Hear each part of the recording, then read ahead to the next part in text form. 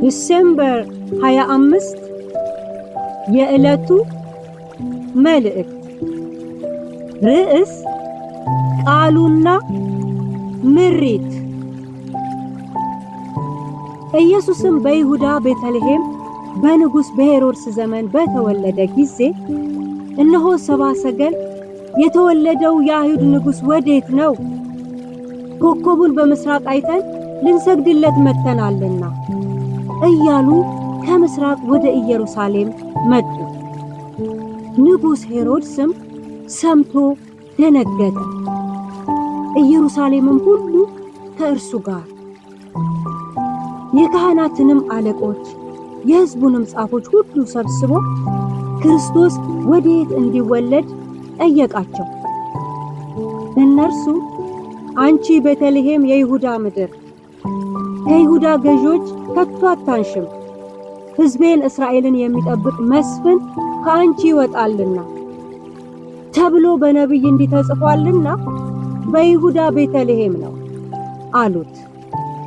የማቴዎስ ወንጌል ምዕራፍ 2 ከቁጥር 1 እስከ 6።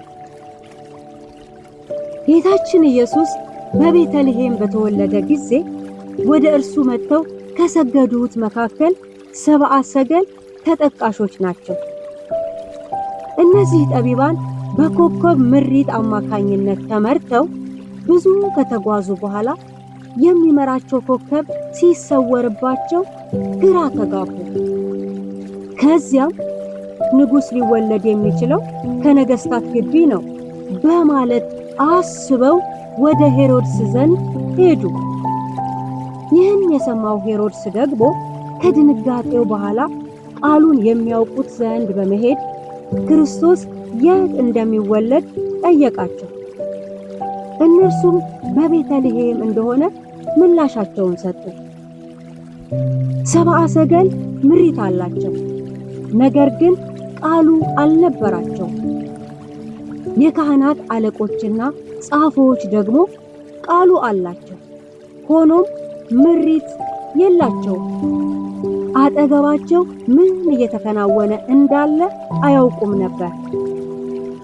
ሄሮድስ ምሪት ያላቸውን ሰብአ ሰገልና ቃል ያላቸውን ጻፎች ማገናኘት አልፈለገም።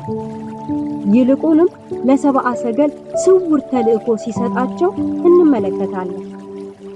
ምሪት ያላቸውና ቃል ያላቸው ባለመገናኘታቸውና ሄሮድስ ጣልቃ በመግባቱ ምክንያት በቤተልሔም ብዙ ሕፃናት እንዲገደሉና መሲሁም እንዲሰደድ ምክንያት ሆነ።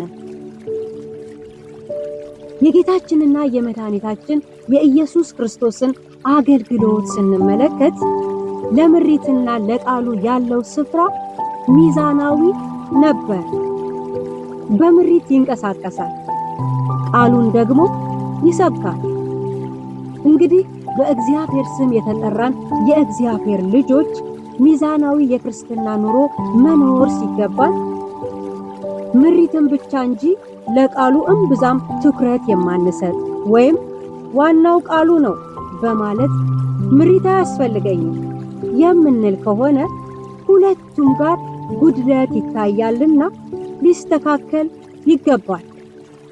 ለራሳችንና ለተተኪው ትውልድም መስመር የለቀቀ የአደራ ቅብብሎች እንዳናደርግ አስቀድመን ለቃሉና ለምሪት ተገቢውን ስፍራ እንስጥ።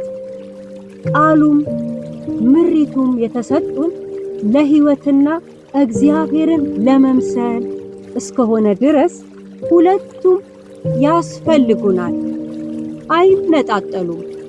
ቃሉና ምሪት